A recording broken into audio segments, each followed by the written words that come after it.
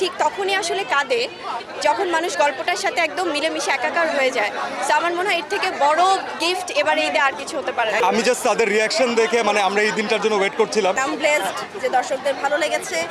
সবাইকে ঈদ মোবারক, ঈদের অনেক অনেক শুভেচ্ছা এবং ভালোবাসা।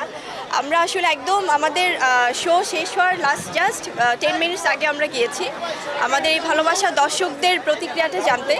সো আপনারাই জানবেন আসলে, কারণ অলরেডি জংলি শোজ ফুল হাউসফুল, সবাই অনেক এনজয় করছে সবাই, কারণ এটা একটি পারিবারিক সিনেমা, ভালোবাসার সিনেমা, আর খুব সুন্দর গল্পের একটি সিনেমা। সো আমার মনে হয় রিয়াকশনটা দর্শকদের থেকে নিলেই বেটার হবে।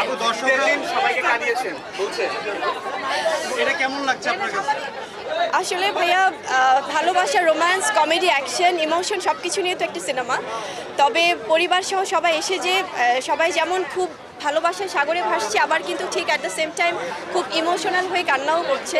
সো আমার মনে হয় একজন শিল্পী হিসেবে এটা আমার কাছে অনেক বড় পাওয়া, কারণ যখন তারা ঠিক তখনই আসলে কাঁদে যখন মানুষ গল্পটার সাথে একদম মিলেমিশে একাকার হয়ে যায়। সো আমার মনে হয় এর থেকে বড় গিফট এবার ঈদে আর কিছু হতে পারে না। ভীষণ ভালো লাগছে, খুবই ভালো ছিল ভাইয়া।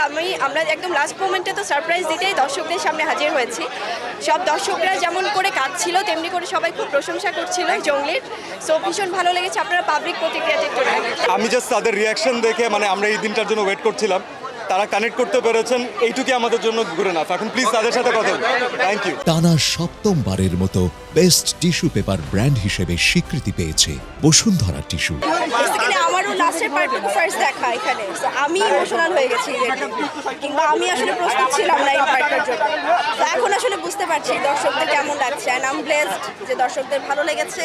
তারা মানে দেখার পরে যেভাবে দৌড় দিয়ে চলে এসেছে, এটাই আসলে অনেক আনন্দের।